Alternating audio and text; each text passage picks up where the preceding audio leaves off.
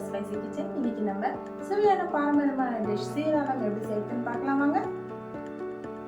சீராளம் செய்வதற்கு தேவையான பொருட்கள்: அரை கப் இட்லி அரிசி, அரை கப் கடலைப்பருப்பு, அரை கப் தோரம்பருப்பு, அரை கப் சிறுபருப்பு, 1/4 கப் உளுத்த பருப்பு, 2 வெங்காயம், 9 காஞ்ச மிளகா, 1 துண்டு இஞ்சி, 6 பல் பூண்டு, 1 கப் தேங்காய் துருவல், 2 பச்சை மிளகா, 1 கை கொத்தமல்லி, கருவேப்பிலை, அரை டீஸ்பூன் மிளகு, அரை டீஸ்பூன் சீரகம், அரை டீஸ்பூன் சோம்பு, 1/4 டீஸ்பூன் மஞ்சள்தூள், கடுகு, உளுத்தம்பருப்பு, கடலைப்பருப்பு, தேவையான அளவு உப்பு. சீரகம் எப்படி செய்வதுன்னு பார்க்கலாம். இப்போ அரை கப் அரிசி, அரை கப் கடலைப்பருப்பு, அரை கப் தோரம்பருப்பு, அரை கப் சிறுபருப்பு, 1/4 கப் உளுந்து, இது எல்லாத்தையும் நம்ம இப்போ ஊற வைக்க போகிறோம்.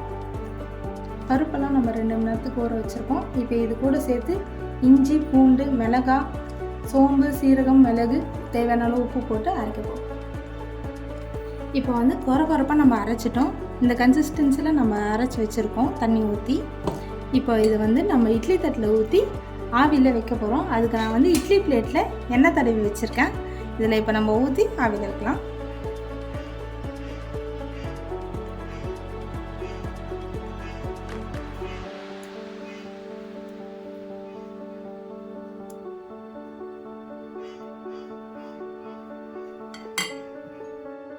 இப்போ ஆவியில் வச்ச இட்லி 15 மினிட்ஸ் கழித்து நல்லா வெந்துருச்சு. இப்போ இதை நம்ம கட் பண்ண போகிறோம். சின்ன சின்ன பீஸாக கட் பண்ணிக்கலாம்.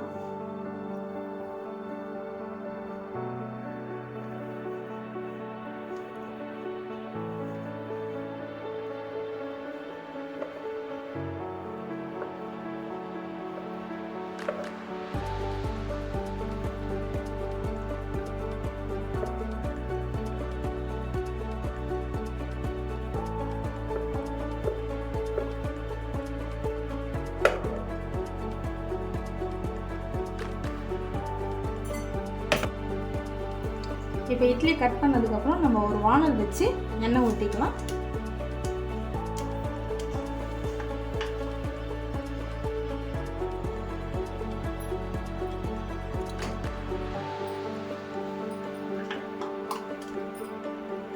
இது கொஞ்சம் நிறையவே எண்ணெய் ஊற்றிக்கலாம். நம்ம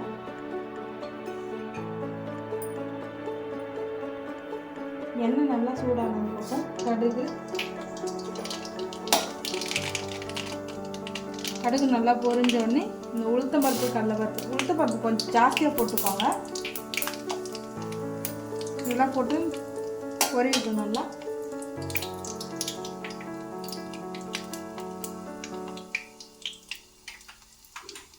கடுகு நல்லா பொரிஞ்சோடனே இந்த கருவேப்பிலை போடணும்.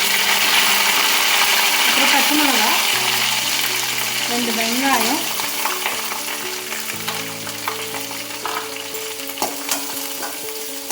வெங்காயம் போட்டு நல்லா வதக்கும் போது இந்த இடத்துல இப்போ இட்லிக்கு நம்ம தேவையான உப்பு போட்டு அரைச்சிட்டோம். இப்போ இந்த வெங்காயத்துக்கு இந்த மசாலா செய்யறதுக்கு தேவையான உப்பு போட்டுக்கலாம்.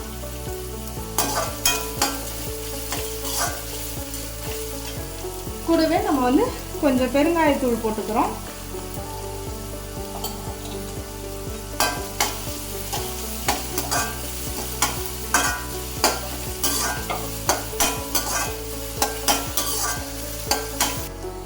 கொஞ்சம் வதங்கினதுக்கப்புறம் நம்ம இந்த மஞ்சத்தூள் போட்டுக்கலாம்.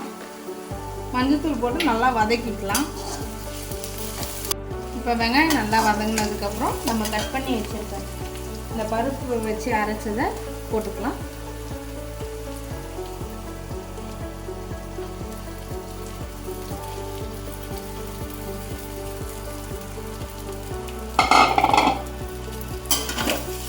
இதை போட்டு நல்லா வதக்கிக்கலாம்.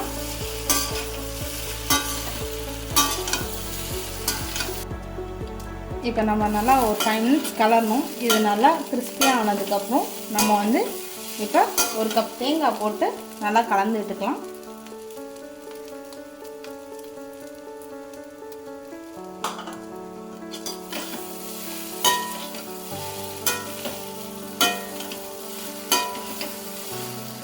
சுவையான சீரகம் ரெடி ஆகிடுச்சு.